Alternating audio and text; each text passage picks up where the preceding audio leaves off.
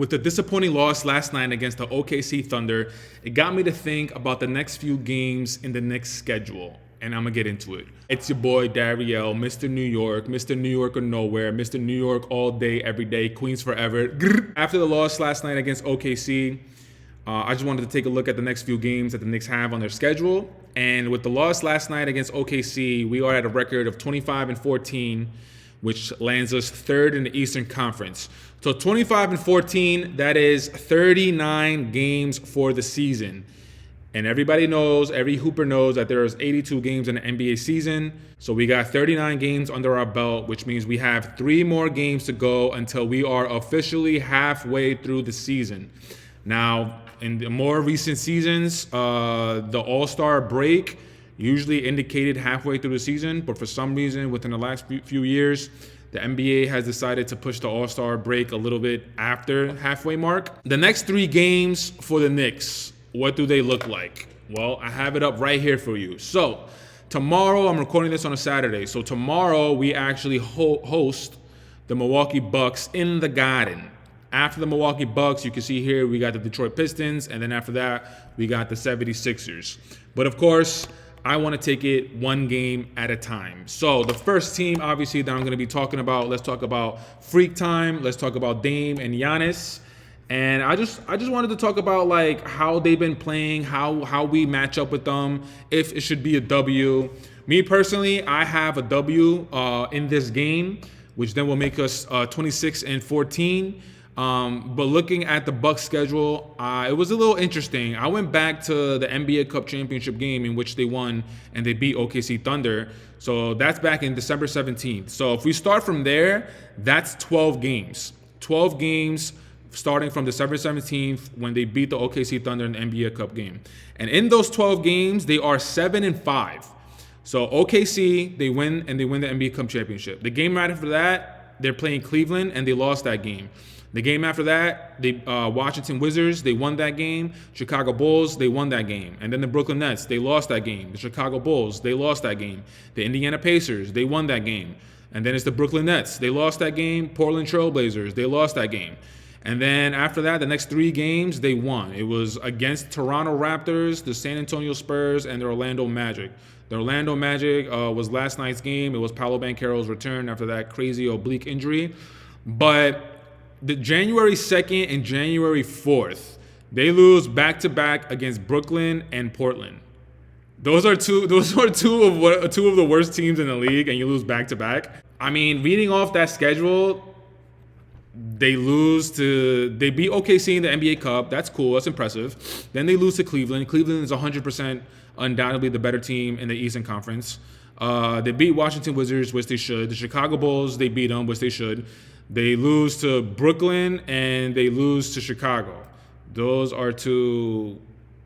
Yeah, I mean, Brooklyn, they should definitely have won. Chicago, they definitely should have won. Indiana, they're not having a great year. They did win that game. And then I just talked about the Brooklyn Nets and the Portland Trail Blazers. They lose back-to-back to 2 of the most weakest teams in the league, not just Eastern Conference. That's a little suspect. Toronto, they win, which they should have. San Antonio Spurs with Victor Wembanyama, even though it's Victor's second season, that team is still suspect. And then last night against the Orlando Magic, which they won. So, I mean, you got some bad losses in there and you got some good wins. Last night for the Bucks, going up against the Orlando Magic, Giannis had 41, 19 of 29 from the field. 29 shots is crazy. He only took 1 3-pointer and he missed that. 3 of 10 from his free throws. Interesting. 14 rebounds, 4 assists, 3 steals, 2 blocks. And then Damian Lillard also added 29 points, 9 of 21 from the field, 3 of 7 from three-point line, converting 8 of his 9 free throw attempts, dishing out 7 assists, grabbing 4 rebounds, 3 steals. Listen, man, I'm giving you all the numbers just to see how the Milwaukee Bucks are at this point in the season. I don't watch every single game of theirs, obviously. This is a Knicks YouTube channel. I'm focused on the Knicks. But in my personal opinion, I don't think Damian Lillard and Giannis, I don't think that experiment is working out. I don't think it's going to work out.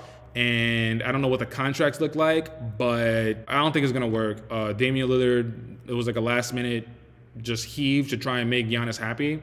So we'll see what happens, but I don't think it's going to work out. And the last time that we actually faced off against the Milwaukee Bucks was on Friday, November 8th, which is super surprising. When I looked this up, I didn't expect it to be all the way back in November, beginning of November at that. But in that game, we were led by Big Cat, 32 points, 12 of 20 from the field, 4 of 8 from three-point line, 4 of 5 from free throws, grabbing 11 rebounds, dishing out 5 assists in the 32 minutes that he played. After Cat, Jalen Brunson had 15 points, 6 of 14 from the field, 0 of 5 from three-point line, converting 3 of his 4 free throw attempts, 9 assists, 2 rebounds. OG Anunoby put in 14 points, grabbing 6 rebounds, dishing out 5 assists, 4 of 12 from the field, 1 of 8 from three-point line. Mikal Bridges, 17 points, 7 of 18, 3 of 11 from the three-point line, no free throw attempts. We won that game 116-94. I've been on the internet, I've been on social media and different group chats, seeing different people have different opinions as far as like the next few games. And I've seen some people say that we actually might lose this game on Sunday because of the way that we've been playing. And some quotes after last night's game against OKC. So Walt Clyde Frazier, during the game, during the telecast, he says, what you're seeing from the Knicks now is no teamwork, just bouncing the ball, Towns bouncing the ball, Brunson bouncing the ball, people standing around. This is not how they've been successful. They usually average around 28 assists. And then at the time Clyde said that quote, they only had 13 assists. So I'm not sure if that was early on in the game or maybe halfway through the game. I'm not sure. But he basically said that the ball's not moving. And yeah, if you watched last night's game against OKC, I mean, besides the fact that we just looked slow, methodical, and OKC was just young, vibrant, athletic, up and down the floor, using their youth and their speed. Like, besides all that, Clyde obviously has a really good point. One of the legends, one of the New York GOATs. And then on top of that, Josh Hart, right after the game, Ian Begley asked him a question if the Knicks had enough to compete against the top 8 teams in the NBA. And then Josh Hart says, quote, I think we do. We have to go out there with energy. We have to go out there with no egos. We have to go out there with no individual agendas, and we have to go out there and sacrifice. Is anybody else like, whoa, what? Like, where did that come from? Yeah, I don't want to make it its own video because I don't want to blow it out of proportion. Because I'm not that type of guy. I don't want to do that. But when I was doing some research in order to post this video, I was looking at what people were saying, not just Clyde and Ian Begley or the players on the team, but also just fans of the Knicks. But when I saw that, I was like, what is he talking about? Is there something going on in the locker room that we don't know about? Last night, it didn't look great. The ball movement wasn't there, and we just flat out got our butts kicked. We just got our butts kicked by a much better team, and there's a lot of work to do. Go check out that post-game video that I did. But I still think we should win. I still think we should beat the Milwaukee Bucks. Like I said earlier, I don't think Giannis and Dame, I don't think that experiment has worked out as much as everybody hoped it would. And it just seems that they're just right now treading water. They're just keeping their head above water. And when you have the talent, 2 top 75 players of all time, Dame and Giannis, and you are where you are, like, you should be a lot more further along than where you are. Looking up the Eastern Conference standings, the Milwaukee Bucks right now are 4th with a record of 20-16. I know they won the last 3 games, but I don't know. I just talked about their schedule. I'm not a huge fan of who they played. And now moving on to the next team that we play, moving on to the Detroit Pistons. Listen, man, Detroit is a lot better than they were last year. I don't know what the hell Monty Williams was doing with the lineup and everything. I don't know what he was doing because I wasn't watching the games. But they're a lot better this year. Currently, they are in the 8th seed with a 500 record of 19-19. And I'm looking at their schedule, man, since the beginning of this month. It started off against Orlando. They got the W. And then it was Charlotte. They got the W. And then it was Minnesota. They got the W. And then it was Portland. They got the W. And then it was Brooklyn. They got the W. More recently, they played the game against Golden State, which is their L. 6 games, and they were 5-1. I mean, now looking at their schedule and speaking about it out loud, maybe you could bring up the argument about the just level of competition. Charlotte, Portland, and Brooklyn are definitely 3 of the worst teams in the league. But at the same time, like, if you're the Detroit Pistons, you're taking little steps. These are stepping stones that you're taking in order to get where you want to be, which is one of the better teams in the Eastern Conference. And in order to do that, you got to beat the teams that you think you should beat. And Cade Cunningham, I feel like getting those injury worries, behind him, because he had a weird shin injury where he had shin surgery. I think it wasn't his rookie year. I think it was early in his second year, in January or December, and then he just missed the rest of the year. It was a weird injury, but since he's got those that injury plague aside, it seems like he's finally able to put it together. But I mean, yeah, Detroit, when I'm looking at these 3 games, the Bucks, Detroit, and then Philly, this game is actually the game where I'm having a really hard time deciding if we're going to get a W or an L because of what I talked about previously when I was talking about the Bucks, about just how the team is looking right now. The ball movement, the body movement is not looking great. And on top of that, Jalen Brunson, he's playing through a calf issue.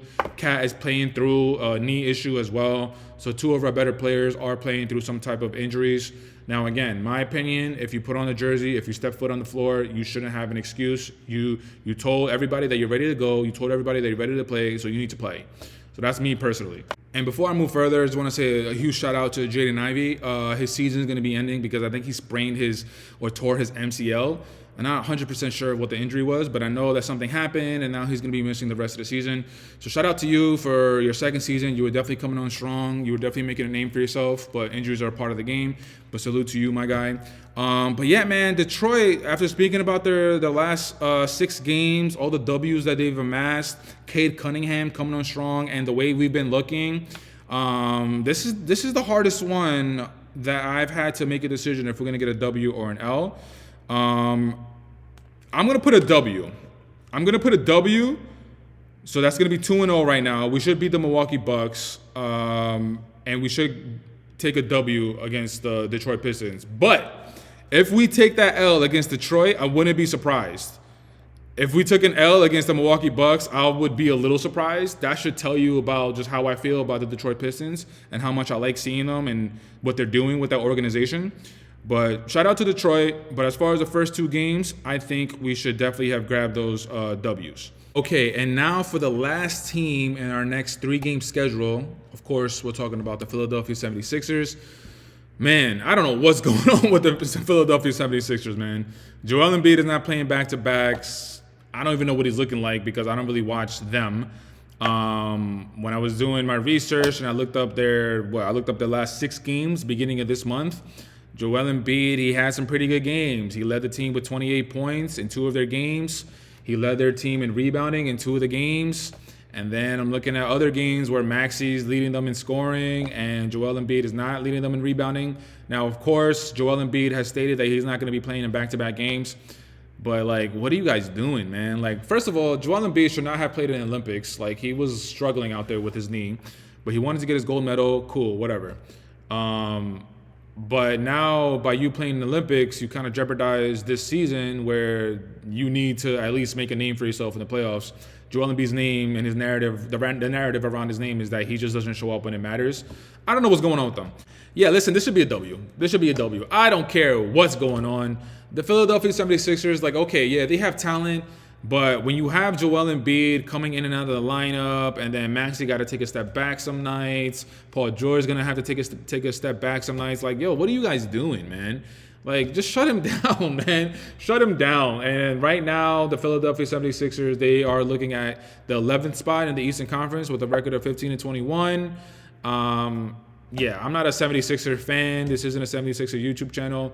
But it should be a W. Even though we're not playing our best right now, even though, like I talked about when I talked about the Pistons, when I talked about the Bucks, even though the body and ball movement, and you got these weird quotes going around with Josh Hart, Cat playing through injury, Jalen Brunson, the same thing. Like, I still think we should win. If this team was led by Maxey, like 100%, if they just shut Joel Embiid down for the rest of the season, and it was a 1-2 punch of Maxey and Paul George, and if Paul George can remain healthy, I think the team would be a lot better. But that's not the case right now, and I have no idea if they're going to be playing Joel Embiid. If Joel Embiid plays that game, Joel Embiid is a monster. Like I said earlier, he led some games in points with 28. He led some games in rebounds. Like, he still has the capability of being the best player on the floor.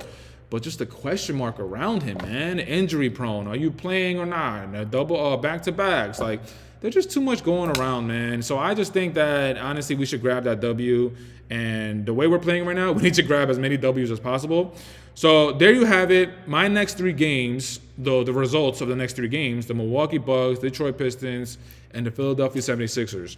I got a W against the Milwaukee Bucks. I got a W against the Detroit Pistons. But this game against Detroit, I would not be surprised if we caught that L, and that is my strongest feeling between the next three teams. The Bucks, if we lose, I'd be surprised. I'd be surprised. I would definitely be surprised if we lost to the Bucks. Of course, you know, this is an NBA team full of NBA players, professionals, and on any given night, these guys could just go on a scorcher. Not Tyrese Maxey, someone for the Bucks, like let's say, I don't know, Taurean Prince, or I think AJ Wilson is his name, who looks like Doc Rivers has found him deep in the bench. He's been able to hit threes. Anybody could have a really good night. So, I mean, if we lose against the Bucks and somebody has a scorcher of a night, then, you know, that's something I wasn't able to see. But I definitely think we should definitely beat the Milwaukee Bucks. Detroit Pistons, I think we should win, but I would not be surprised if we caught that L. The Philadelphia 76ers, I think we should catch that W. So the next three games, it might be a little maybe fantasy. I don't know. Maybe I'm living in fantasy world, but I think we should go 3-0. So we'll see what happens. But there you have it, guys. That's it for today's video. Thank you for staying tuned. Thank you for checking in. You guys know the drill. You guys know the vibes. Jalen Brunson, MVPs, Deuce, co-MVP, Taj Gibson, OG Anunoby, all that good stuff. You know the vibes. It's Mr. Dariel, Mr. New York or nowhere. Queens get the money. Queens for life. Queens forever. And I'm out. Peace.